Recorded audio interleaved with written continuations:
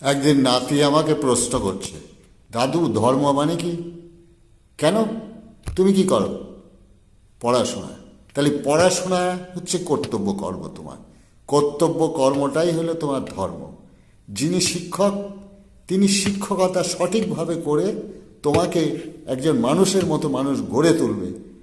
শিক্ষকের কর্তব্য কর্ম হচ্ছে সেই শিক্ষা দেওয়া, সঠিক শিক্ষা।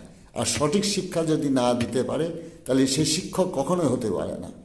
সেই শিক্ষকই তোমাকে রক্ষা করছে, সেই শিক্ষকই তোমাকে ধ্বংস করছে। তোমার অনুর্বর মস্তিষ্ককে উর্বরতা দিতে পারছে না। অর্থাৎ তোমার কর্তব্য কর্ম সেই শিক্ষকের আদেশটা সঠিকভাবে পালন করা, যেটা নির্দেশ দেবে সেইটাই তোমার হচ্ছে কর্তব্য কর্ম। এটাই হলো প্রকৃত ধর্ম। ঠিক আছে?